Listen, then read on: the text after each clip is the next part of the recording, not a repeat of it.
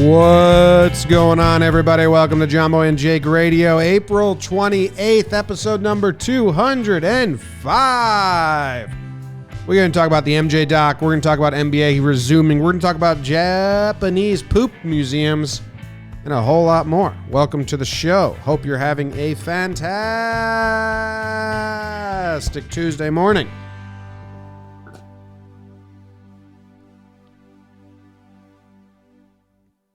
Hello and welcome, John Boy and Jake Radio. Jake, how are you doing on this fine Tuesday morning?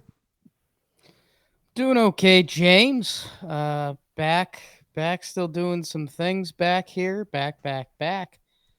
And yeah, man, we're doing all right. I mean, sneaking up on the end of April. It's the 28th.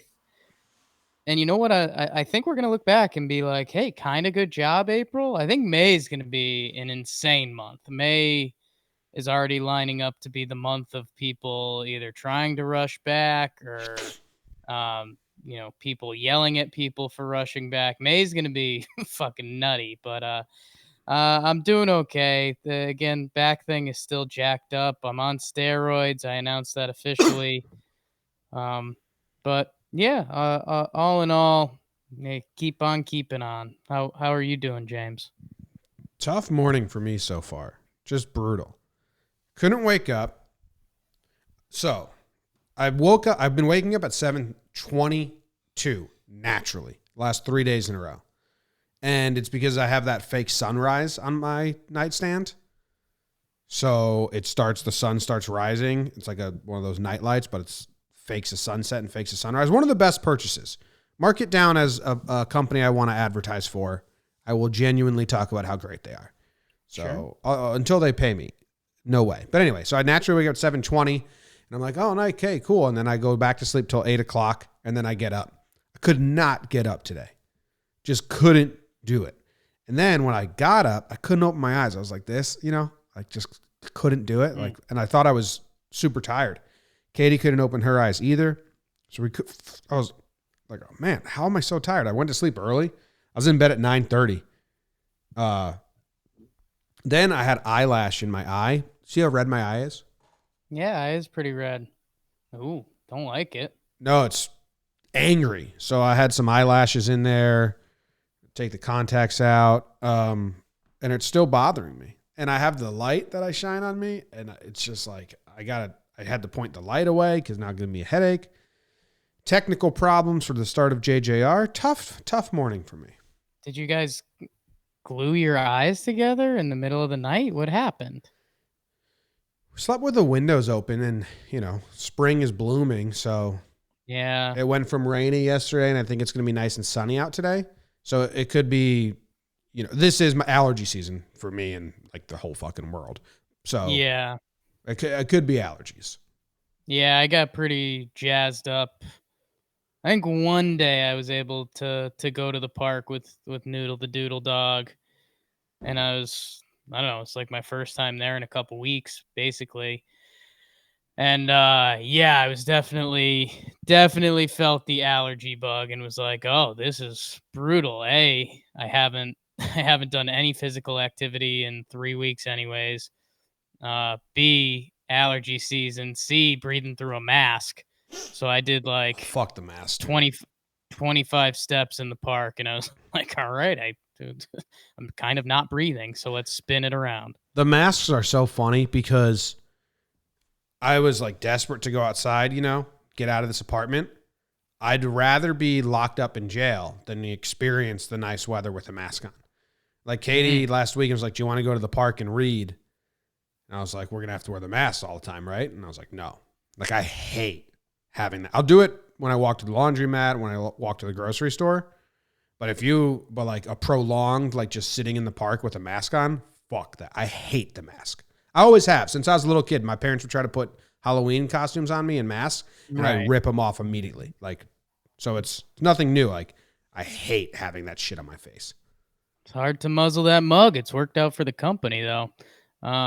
Yeah, man, and it's just tough. But again, and that's where I think May. I mean, we're gonna see some chaos. I mean, the news is, NBA's talking about reopening their facilities. Everyone's, baseball's got a plan. The world's trying to open stuff. So it's going to be this interesting push pull. The weather's going to get better. I think that's kind of overlooked that in New York City the past couple weeks it's been gray, but that's like a good thing overall. So yeah, I think hey, everyone, give yourself a pat on the back for April. I think we did kind of good as a society. I think May is like walk around with your elbows up. I think it's gonna get I think it's gonna get tough. Yeah. And then you think about all the people on the West Coast who have just had nice weather this entire time. Like, Oh yeah. that sucks. The other day it went out and it was rainy and it felt like fall. It was like cold rain. And that for me, I was like, cool, not missing out on much. But I gotta go do laundry because I want to wear my new JJR hoodie, but I gotta wash it first. Vinegar. Yeah. That packaging smell. All right. Well, anything else going on fun for you? I mean, it's Tuesday. I got the whole weekend. Yeah, I'm trying to think. I watched Waco this weekend, which you and I have danced around a little bit on our different forums because we did a Laughs from the Past on the Branch Davidians, and it's wild, man. It's it's based off a book some former FBI guy wrote, so there's supposed to be a lot of truth to it, and it's like, yeah, it's a government fiasco. Um, and all the moving parts. And that's the thing. They connected it with Ruby Ridge, which I never would have done. And then you see the moving parts of the ATF and the FBI, and at the same time, he was sleeping with like young kids in there basically. So yeah, it's I don't know. It was a good watch. Taylor Kitsch, aka Tim Riggins, playing the guy. So it was enjoyable, but I mean it's pretty heavy. I mean at the end of the day, Super heavy, but I liked it. It's good. yeah. It's a good show. Like, it's really well produced, well done, well acted, and all that. But it's Yeah, and super I mean heavy.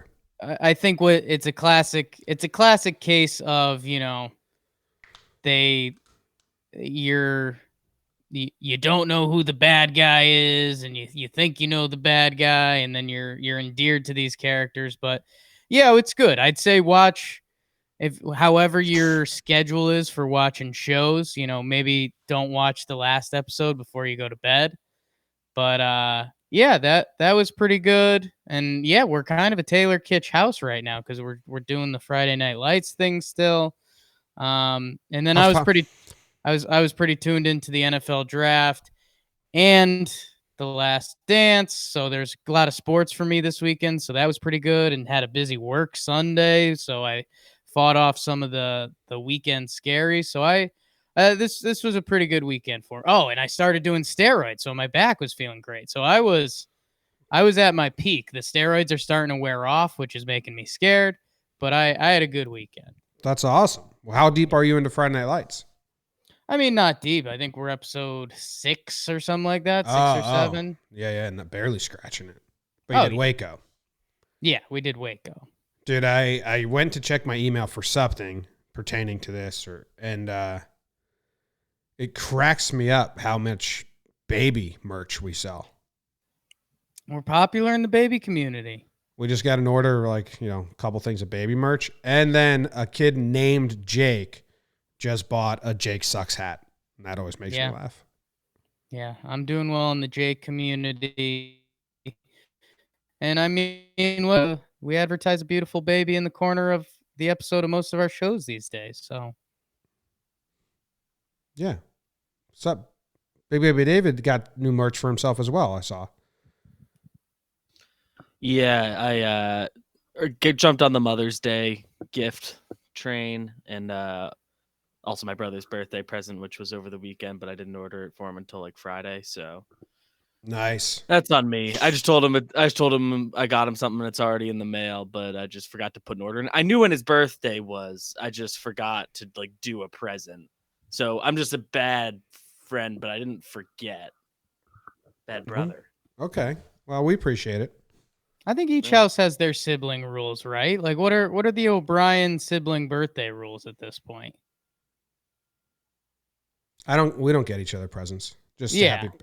Like maybe we send each other, like maybe Courtney sends us a card, but we don't buy presents for each other. Yeah. We don't have a hard rule for it, but it's like when I remember to, I like to. Plouffe is FaceTiming. I'm going to answer this. Okay. Hey, we're doing our live JJR right now. Say hi. Hey guys, Yeah. So am I really called- live? Yeah, you're really it's live. called work. It's called work, Trevor. Just working. Well, I'm gonna How'd everything go? talk Thumbs up or about thumbs secrets. down? Fucking thumbs up, bro. 17 thumbs up. Don't tell Jake though. All right, cool. I'll see you later. Recording with him in an hour and a half. Nightmare. He had a big guest on Sequence. He's really excited about it. I know. I talked to him last night. He was a big jerk to me. So Did he I'm not mad tell? at him. He didn't tell you who? No, I didn't want him to tell me. I told him don't tell me. I'd like to know. 9 figures. 9 Oh. figures. I'll tell you later, BBD. 9 figures. So Plouffe, I got actually excited when he told us Joe Creedy. Yeah. Plouffe FaceTime me, Jake, and I didn't answer it. It's 9:30 at night for me, so 6:30 for him. And I just said, "Hey, man, I'm pretty gummied up, and I'm like in the dark bedroom, like laying down." And he was like, "I kind of need you though." It was technical. So I was like, "All right, Katie, turn on the light." And then I was just like me, like laying in bed, all high as fuck, helping Plouffe out. And then he told me his guest, and I was like, "Oh, cool, that's awesome." So Yeah, he again, me and him are fighting. He FaceTimed me before that, and I FaceTimed him back. It was during my dinner, so I ignored it for dinner because I'm married to the game, but you gotta have your walls up. So then I FaceTime back, and he goes, "Oh, bro, accidentally FaceTimed you," and I was like, "Cool, dude."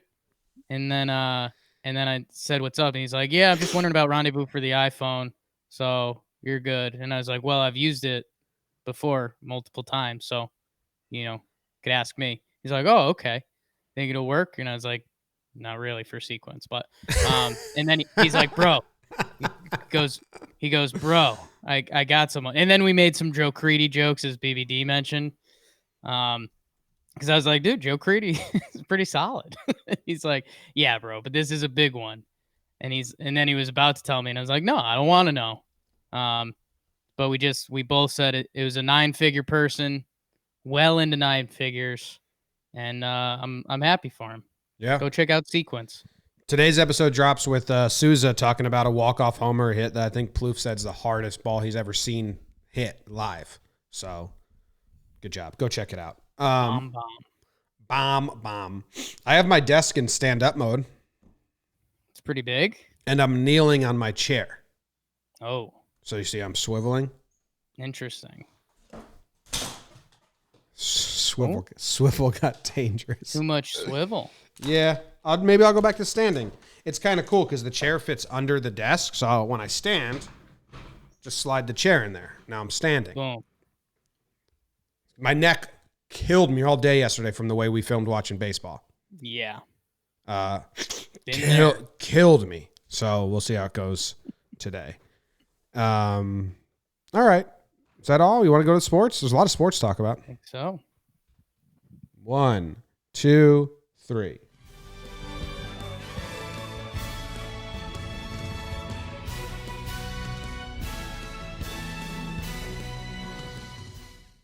Last Dance. Parts 3 and 4 came out on Sunday. Really good stuff. Rodman, Phil Jackson. I think Jake's expectation theory kicked in a little bit, but really good stuff from The Last Dance. NFL Draft killed it this weekend. The number I saw was 55 million views, which again, the first 2 episodes of Last Dance had 6 million. So that's one of those weird power of the NFL Draft or the NFL in general. NBA is working to return to team facilities. Earlier reported May 1st. They pushed it back to May 8th for a couple of the teams. Interesting. I heard Woj talk about it. Just weird stuff how the world works now. Taysom Hill, BBD's guy, he gets paid some big money with also famous Jameis going to the Saints. A lot of fun there. Trey Mancini, he's going to be doing 6 months of chemo for colon cancer, which is just insane. Can't imagine. And yeah, I think again, I think the story from the weekend, the NFL draft, kind of killed it. How did your team do? Next.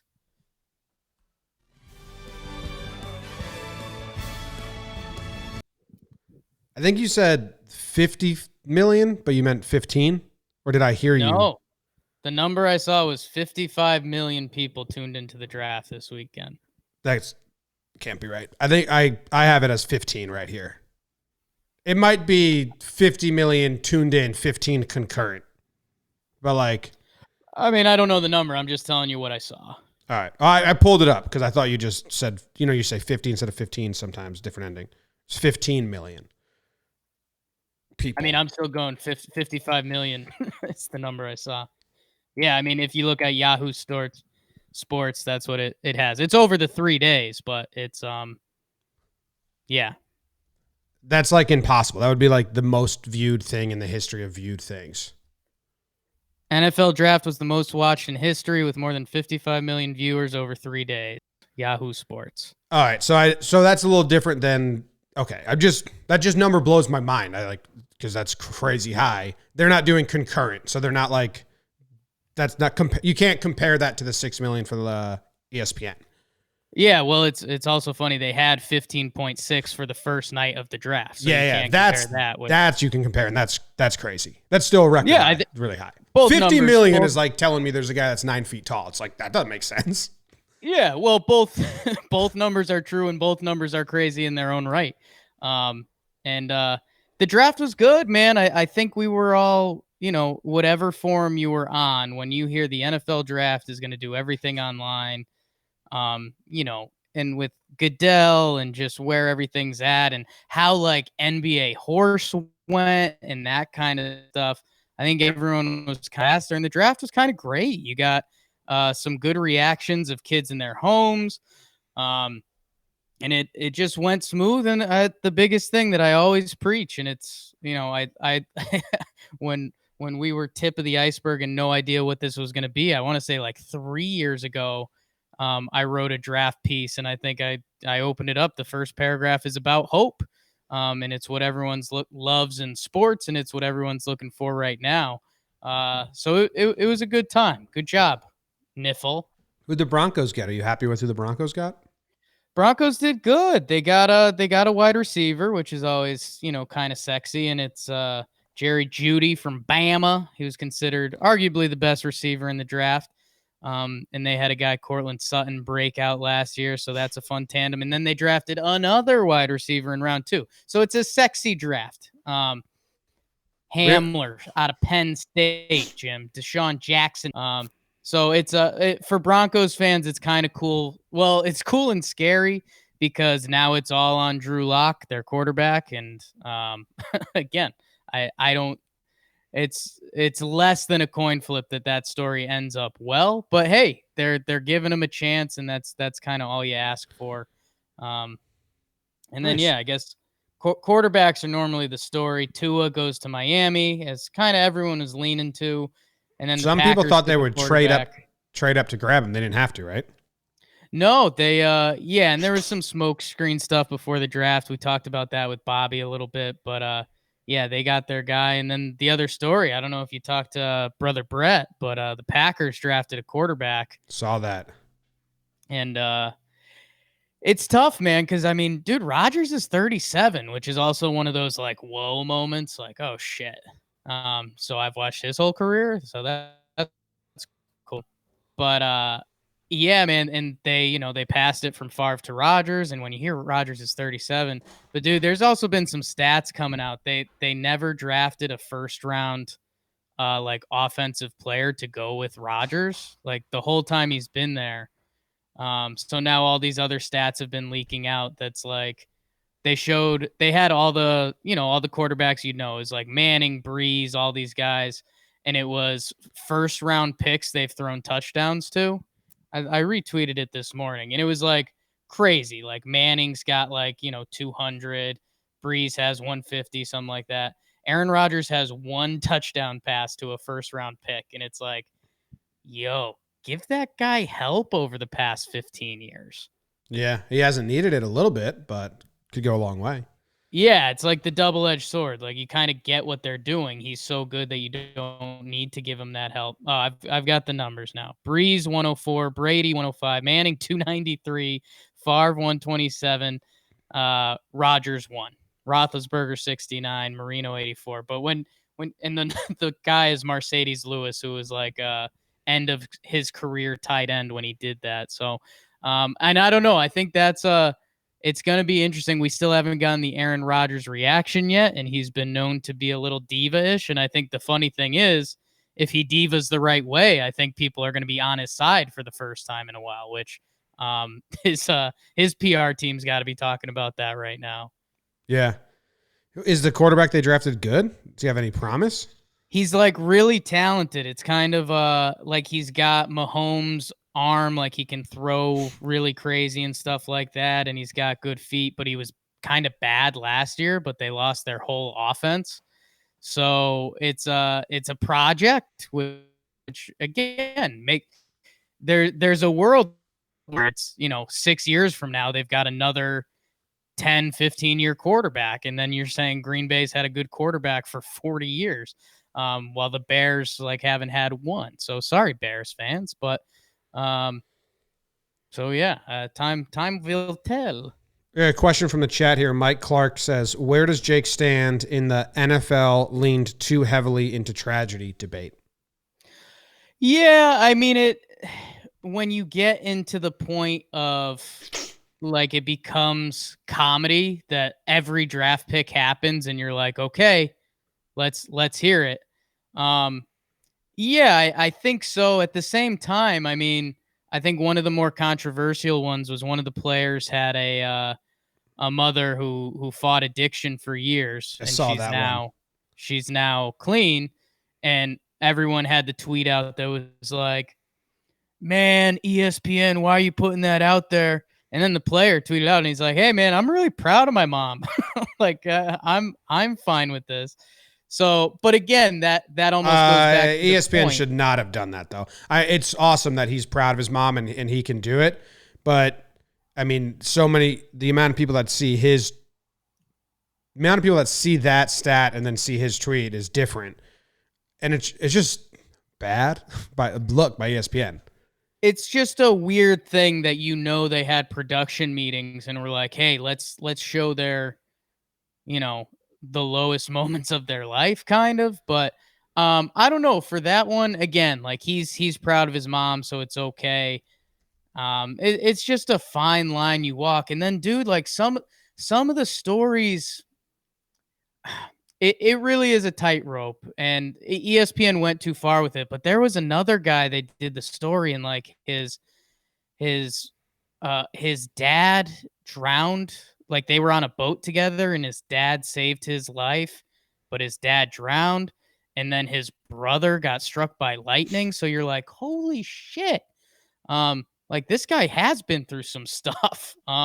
So I don't know. It's really weird because that is an important story. Like it's almost in a weird way, it's almost more appropriate that if you're telling us about these guys, like that's the story of his life, not the fact that he can run a 4.5 40 or whatever. But I appreciate that, but the way they worded it, like mom Camellia fought drug addiction for 16 years.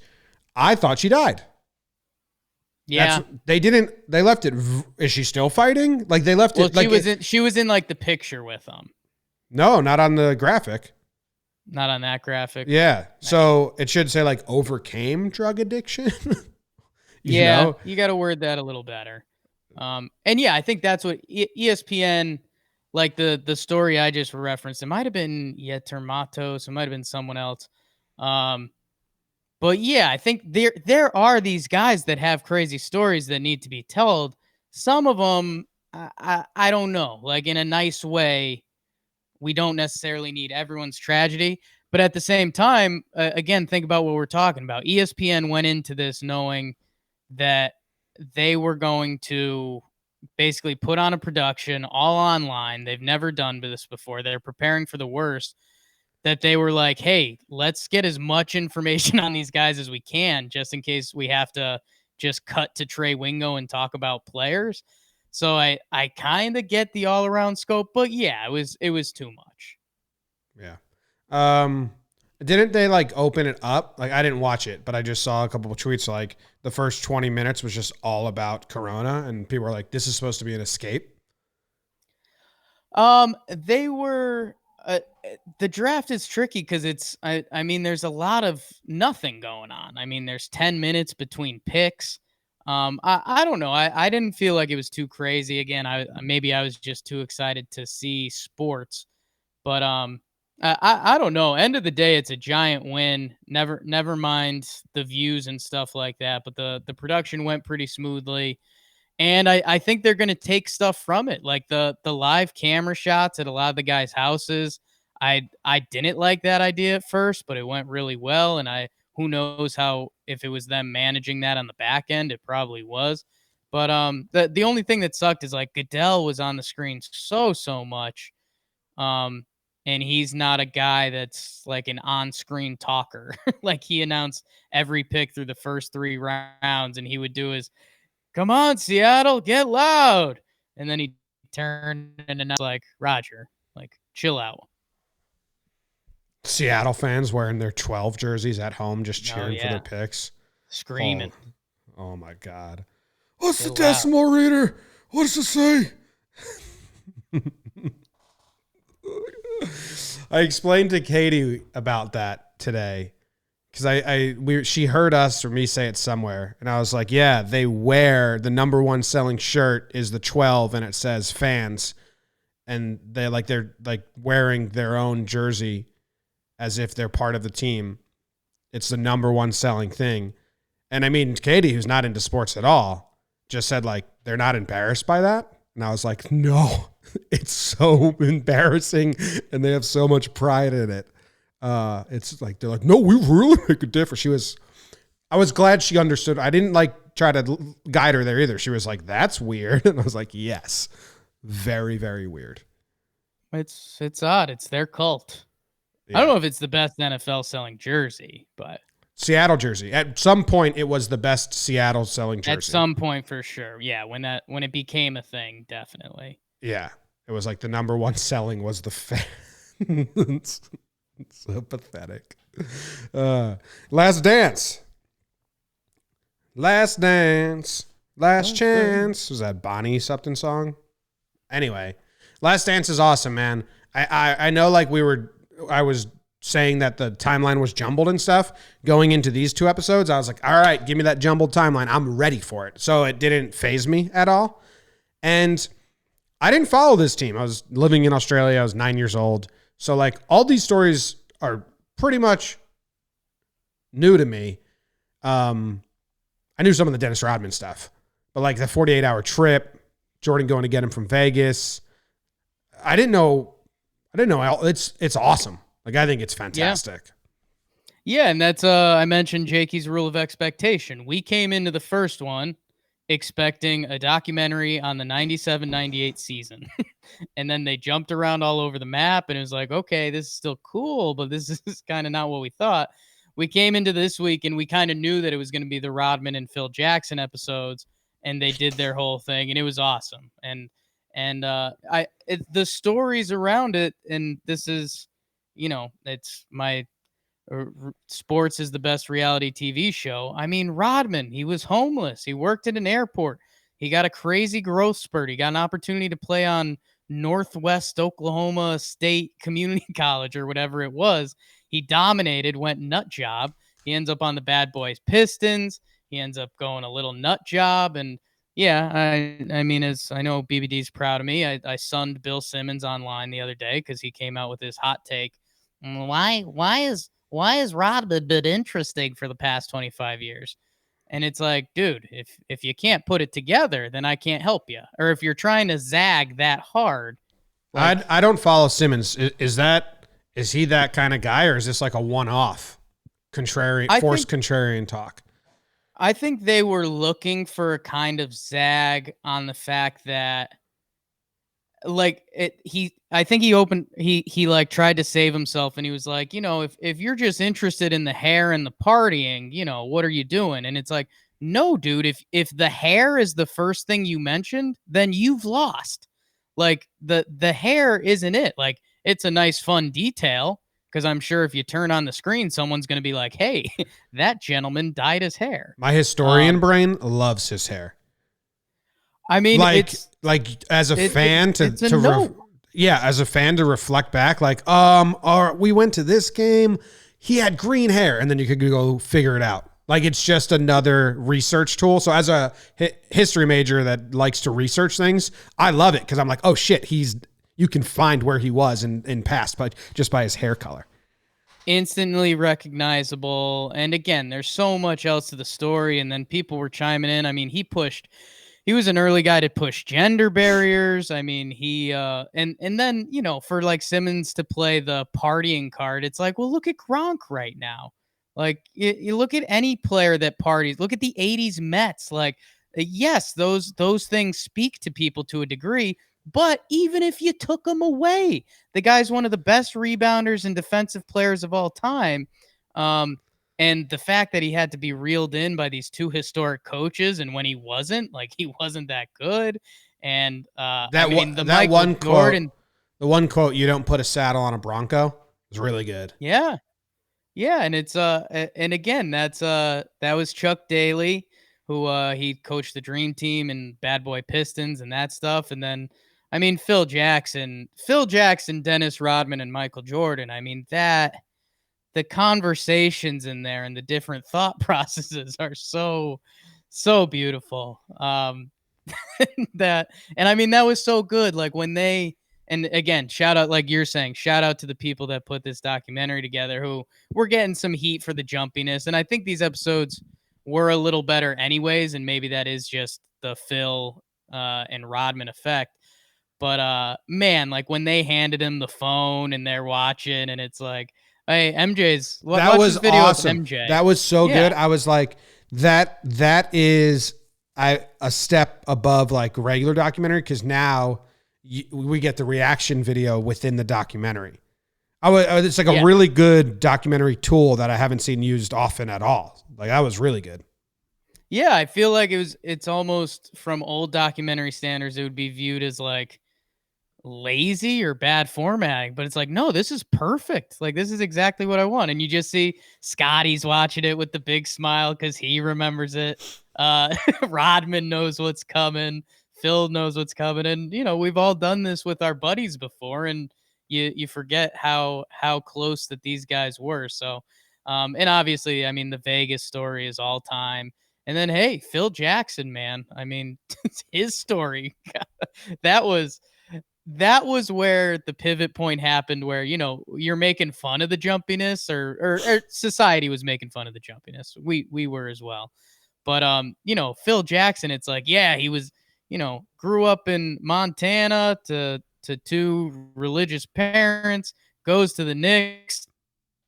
Now he's coaching on an island town, and the governor shot someone, and you're like, whoa, Phil. So it's great. It's great. And the birth of the triangle. The birth of the triangle, busting out that old coach, and again tying in Jerry Krause in kind of a good way, pushing things that direction. The Doug Collins part was also really good. what was that play call? Give it to Michael and get the fuck out of the way. I mean that doesn't get much better than that. And then I think the only other thing is they did some of the Bad Boys Piston stuff, because that was the team the Bulls had to overtake to kind of start their dominance. And it's the whole Isaiah Thomas thing. It's been huge in basketball since it's happened, because he, talent-wise, he should have been on the Dream Team, but he pissed off Michael, so Michael boxed him out. And then they did the whole they show Michael the video, and he doesn't give it. Isaiah Thomas, there's some conglomerate of people that want to give him love, and it's like, let's think of what's actually going on here. Did Michael Jordan keep him out of the Dream Team kind of for being a bad sport? Yeah. How about that's okay? How about we tell kids I How don't. about we tell kids, be a good sport, and that won't happen to you? I agree with that, but I agree with Michael every step of the way. Besides the blocking him from the dream team, that kind of sucks. Hey, I mean it does, but shake his hand. Like Isaiah Thomas just has this. Him and Magic Johnson have this. Hey, like if you can crack a big smile, you can get out of anything. And like Magic Johnson's Twitter got exposed because it was the most ridiculous thing that's ever happened in He society. kind of talks like that in the doc. Yeah, and Isaiah Thomas, like again, like Isaiah Thomas has done some bad guy stuff. He got like let go from the Knicks because of some sexual harassment stuff, and they had to pay out like $11 million. And then at the same time, he came back later in life, and he was part of the New York Liberty like front office. So this guy just he has a lot of leash, and he's a hell of a basketball player and that stuff. But at the same time, like, I don't know, man. I'm sorry you had to be the example, but you made a decision, and like, sorry, dude. Yeah. The whole team did it too, so it wasn't just him. But Well, that's the funny part. Well, actually, no, the guys on the court didn't. So they interviewed John Sally, who was on that team, and they tried to pull him out. And he said, "No, I'm not subbing out of the game," because he knew they were going to do that.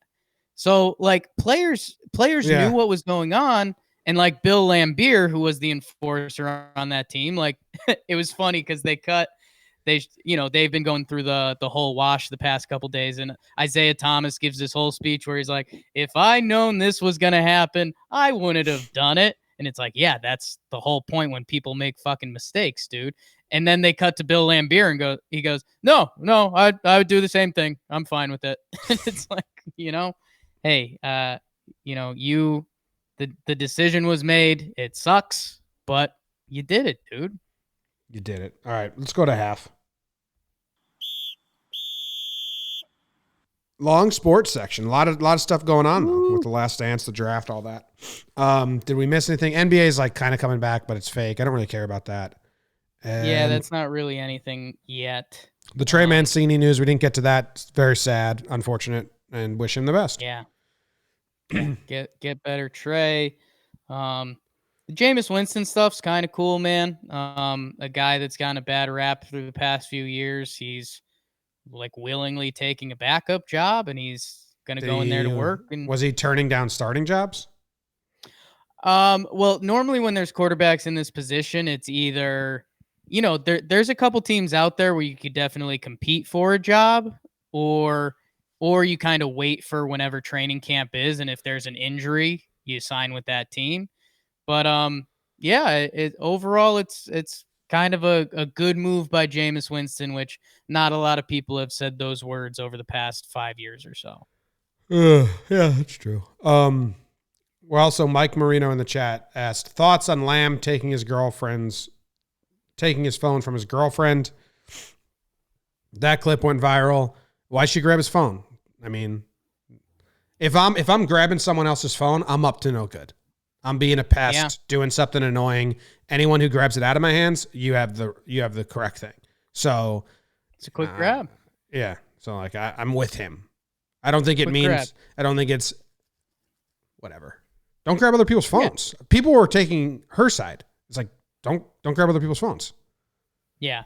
No, it was a good moment. There was a couple moms that were pulling girlfriends out of the way in celebrations. That was good. I saw that. Like, don't come in here. That was funny. that's one of those. Well, it becomes a really good mom moment in hindsight if if that one isn't the one necessarily. It becomes the one I saw looked. Yeah, the one I saw didn't look like a girlfriend. It looked like another relative was coming, and mom was just like, "You're not like she like." To me, it was like the camera's on, so auntie's gonna come in here and try to get on camera. And like, get out of here! He's crying because he just got drafted. Well, there was a few. Yeah, there was a few. BBD, do you have a fruit grade for the first half? I'll call that a gray path. There's a lot of stuff I liked, and I could have gone for some more, honestly. A lot of small bunches of juiciness. Yeah, a lot going What was on. the fruit? Great. Grapes? Grapes. Yep. My eye is Great. killing me. I can't like One of my look favorite up. parts of the CD Lamb thing. One, it clearly has good hands, so Yeah. good draft stuff.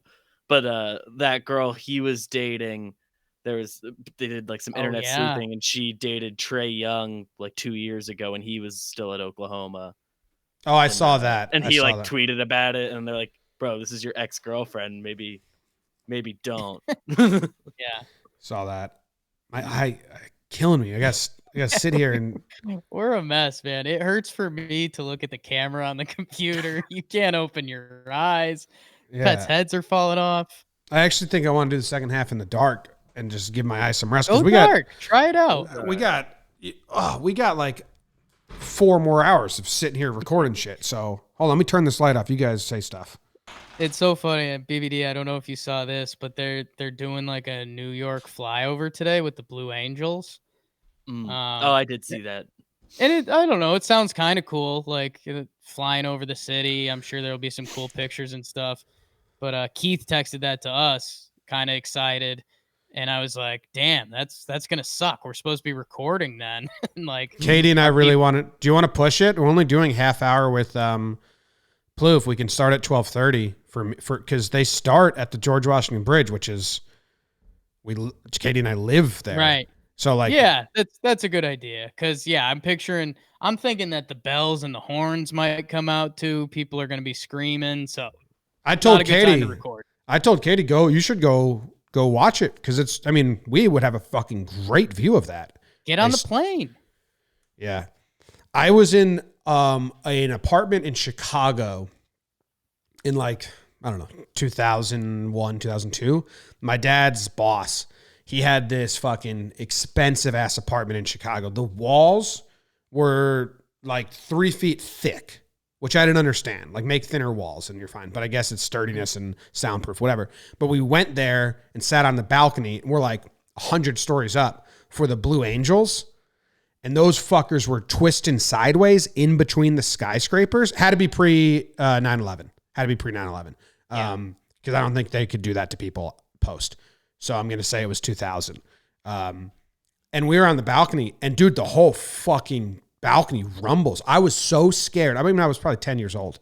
But yeah, they were weaving in the skyscrapers in Chicago like sideways. It was the loudest fucking, it felt like an earthquake. It was scary. 2 things. A, we did the celebrity softball game. They did the flyover. Flyovers are undefeated. Yeah. It kind of blew everyone away. Like no one was excited for it. And then it was cool. And then, dude, I went on the hike. I did the 114er I ever did. And we're on top of the mountain, and these Air Force, because it's out in Colorado, they were doing these Air Force drills with the F-16s or whatever they are. And they were coming in below the top of the mountain and then coming up. And like we were on the mountain. It was one of the craziest things I've ever seen in my life. That's awesome. Sounds scary, but nuts. awesome. All right, let's go to the second half. I read the news today, oh boy, and though the news was rather sad, well, I just had to laugh. Well, it's 6 o'clock. Time for the news. Japan has opened a poo museum online. It offers turds of visual fun worldwide during stay-at-home period. So go check that out. In a possible medical first, breast implants deflected a bullet and saved a Toronto woman's life. A Virginia senator blames Canada for his extra moist microwave tuna melt, and library books have been rearranged in size order by the cleaning crew. Whoa, that sucked. And a Mustang driver said he didn't stop because he thought the troopers wanted to race him. I read the news today, oh boy. Ooh, okay. The cleaner's rearranging the library books, as you saw, by height. I mean, that's a fucking nightmare if you're a librarian. Classic case, yeah. Like, we have a full system here. cleaning. I know this is going to shock you guys, but we already do have a system in place. Well, they were not just willy-nilly thrown about. I mean, that's fucking. You know what? Part of me would be, if I worked at this library, part of me would be very much like, hey, I'll rearrange that, because that is, you throw some podcasts on and you just get to work doing busy work with your hands, and you can still like listen to things. Yeah. I don't mind that from time to time. That's tough. And you know what? I'm going to defend my guys here, because I get it. Like, I think if you told me to organize a group of books, I'm probably going to do it from biggest to smallest. Yeah, I think because right now my books are just thrown about. But when I move places, I have 2 suitcases full of books I bring with me, because I always go and open them, as I'm doing on the morning show. And I do it by height, I think. But Katie and I are planning on getting like a big bookshelf. Like eventually, I want to have a study in when I have a home and shit. And I think I want to do it by genre. But then within the genre, maybe height. Okay. Because it looks nice. The library is handling this well. It says, it looks like the libraries will be closed for a while, so we'll have plenty of time to sort the books out. The cleaner is lovely and does a great job. It was an honest mistake and just one of those things we should never want to feel bad about. So, I mean, that is a classic librarian response, but it's also correct. But at the same time, like, yes, you're right. That is nice and well worded. But at the same time, you can't go anywhere else with it. Oh, these guys are dicks rearranging our books by size. Like, clearly no malicious, nothing malicious behind this. Yeah, there could be. It's a funny prank. Like, I think this should be a senior prank at some point. If high school kids did it, yes. Yeah. Okay. It's funny. To the mean librarian, that's kind of fun. If there is a mean librarian, yeah. Were there mean librarians? I feel like that's like a stereotype, like a strict librarian, but I think all librarians are nice people. I feel like Pomperog had one nice and one mean. Couldn't give you a name. Okay.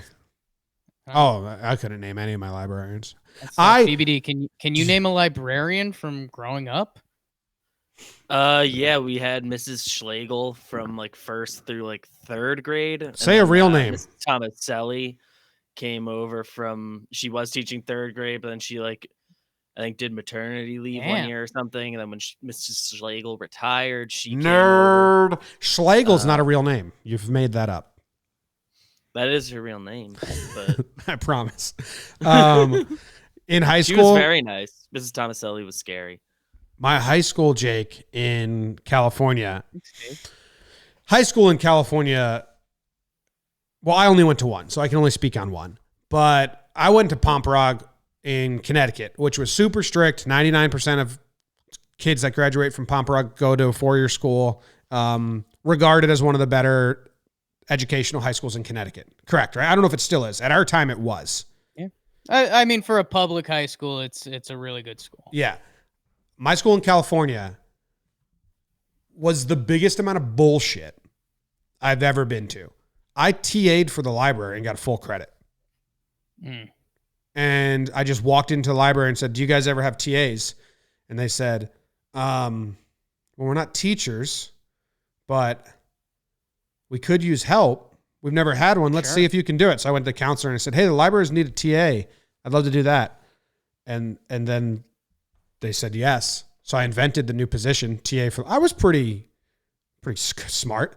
And then all I did was sit in the library and organize like papers they would give me. Yeah. And that was full credit of high school.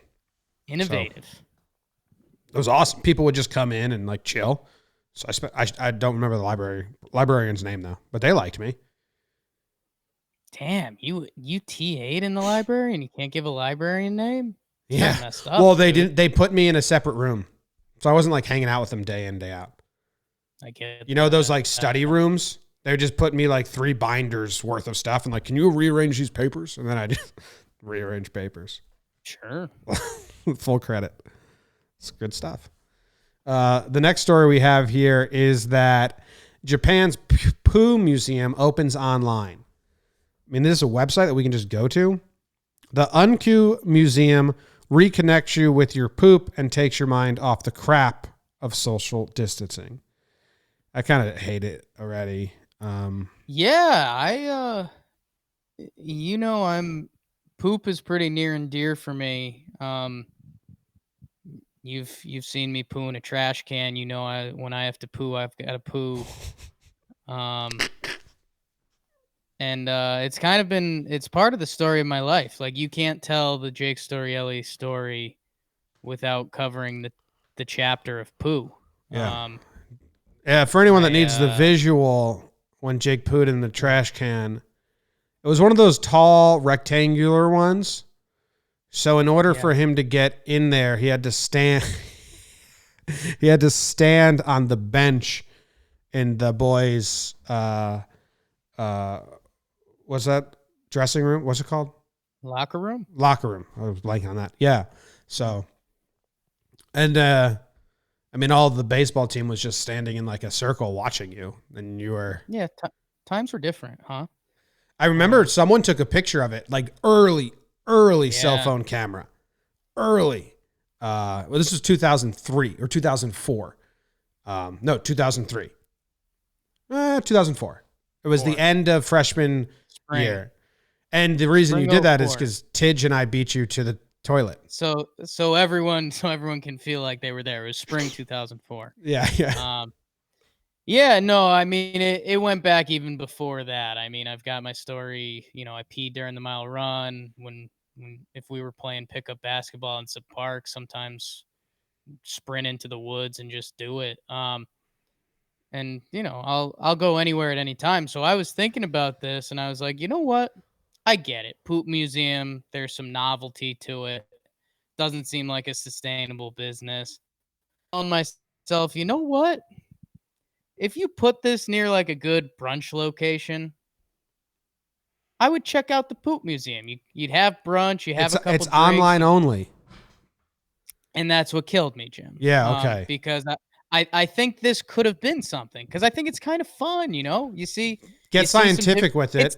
It's like clouds, There's different types of clouds that do different kind of things. You do that with poop. You have a couple world record holders, and it's like, yeah, went out to brunch, checked out some poop, LOL. I think there's something there. Not into the online poop thing. Yeah. Online sucks, but I think if you build a poop museum, like a brick and mortar shop, you just do you can do animals too, like compare an elephant shit to a mouse shit. That sounds fun. Sounds fun. Sure. Yeah, I mean, dude, the animal poop exhibit would be great. Right? Do some dinosaur poop? I don't know about if that exists. You just guess? Just a guy Dude, guess? anything with dinosaurs, you just make it up. Who gives a shit? It's like Ross from Friends, Who's gonna fact check in his office, this is probably what dinosaur poop looked like. Show me that it didn't look like this. Yeah. Can't disprove a disprover. Classic saying. That last part? No, it's a classic saying. I was just telling everyone that you can't disprove a disprover. So we'll move on. Jake, we're moving on. This lady got shot in the boobs, and her breast implant. Oh my God, my eyes are killing me. Her breast implant saved her life. So how about that? Makes sense to a degree, right? You got some padding there. I'll also say this though. I mean, there has to be a breast implant that's been hit by a bullet that wouldn't have been hit if they didn't get an implant. Does that make sense? Grazed it? Yeah. Yeah, makes sense. This took place in Toronto, Canada in 2018 and saved her life, I guess. This happened not with a breast implant, but with a pocket watch. I probably told you this to my grandpa, my great-grandpa. I think I've heard this tale, yeah. I used to have the bullet and the watch. It was hanging on his leg, and it would have hit a main artery, but the bullet hit the watch, and he didn't have a scratch on him. And my great grandma had the bullet and the watch, and I was going to get it because I had loved history and stuff. But then she reconnected with her second husband's long lost son, and he got it because it was his dad and my step great grandfather. So I got nothing. Yeah, I think once I told you that was a family story that they told you to always have hope and that God's looking down on you. I think you got mad at me. That they fake told the bullet story? Yes. Oh, but it was real. Like Yeah. I held the watch and the bullet, and he got a Purple Heart for it. Yeah. So he was a sniper. Kind of cool. Which was very rare because he was from the inner city. And a lot of snipers were country boys that, shot on their farms and hunted. So it was sniper from the city, kind of watch out. That guy's, what's he been shooting, Sure. How did he get so good?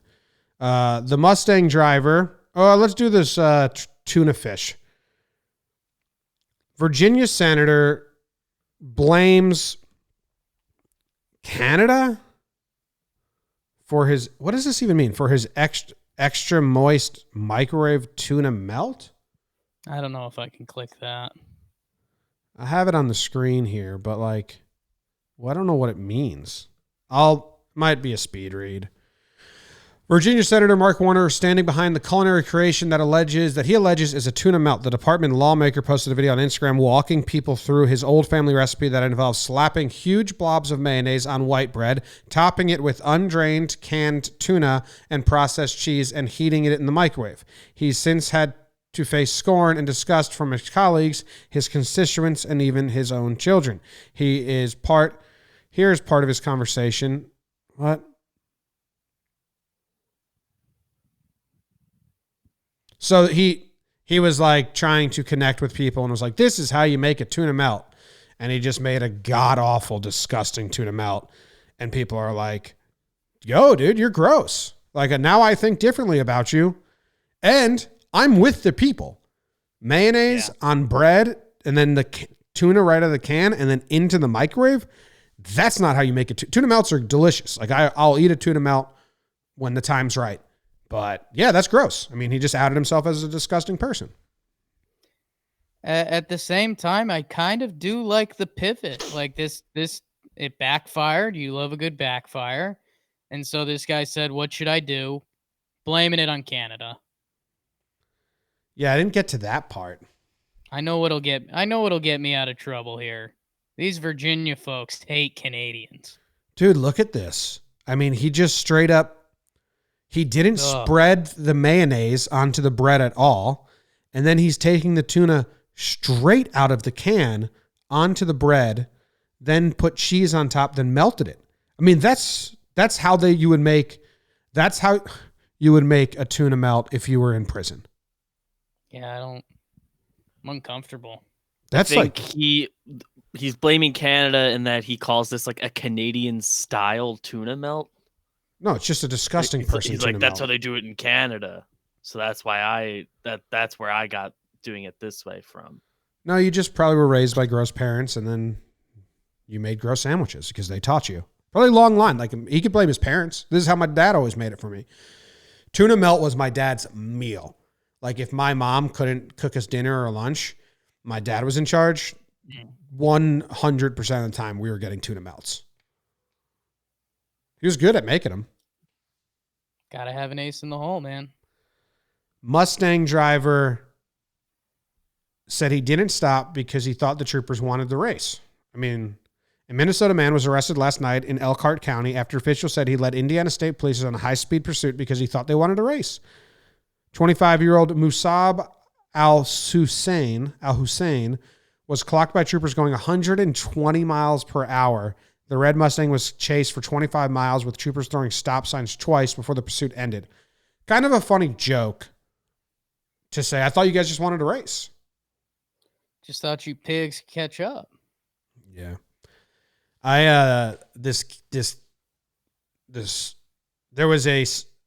Someone was at our beach house. They brought a significant other, brand new boyfriend. I didn't know anything about him. So I met him for the first time, and I was like, he was asking me what I do. I was asking what he do. I thought he was like out of college, 20 something, because the person that brought him was out of college and 25 or so.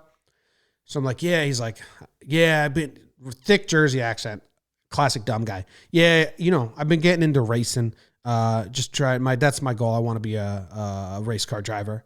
I'm like, oh, cool. Are there any tracks in this area that you practice at? And his response was, no tracks, but you stopped at a red light, you give a guy a little zoom, and kind of what I do. And I was like, oh, so you're not a racer or anything. Well, and then he was 18 years old. So yeah, that makes more sense. But it was just the fucking funniest delivery. Like, no, I don't go to any official tracks or nothing like that. I just stop at the red light, look at a guy, give him a little zoom. I was like, the fuck? You flexed on him a little. So was he 18 dating a 25-year-old? Uh-huh. Wow. I'll tell you more after. Secrets. Was he hot? He? Dude, he was like your classic underdeveloped 18-year-old kid, like our height, skinny, but there was muscles, but it was because he was just skinny. 18, yeah. Yeah. So no. And then dumb as rocks. Well, he's a racer, so. He's a race car driver. That's what he wants to be. He does what he does. You do what you do. Keep it moving. I was just like, what the fuck, dude? Yeah. It's crazy. But anyway. Little zoom, baby. Little vroom vroom. Crack me up. All right. I think that's the show today. Wish me luck with my eyes because my right eye hurts. I'm getting like an eye headache. We got a lot to do. But all right. That's the show. Goodbye forever. And I got to play the outro song, and I'm flubbing that. See you later. See you tomorrow. Be back tomorrow with another episode of John Boy and Jake Radio. Hopefully technology works better. Hopefully my eye feels better. Jake, fabulous show. You look great. Nice hat, nice shirt.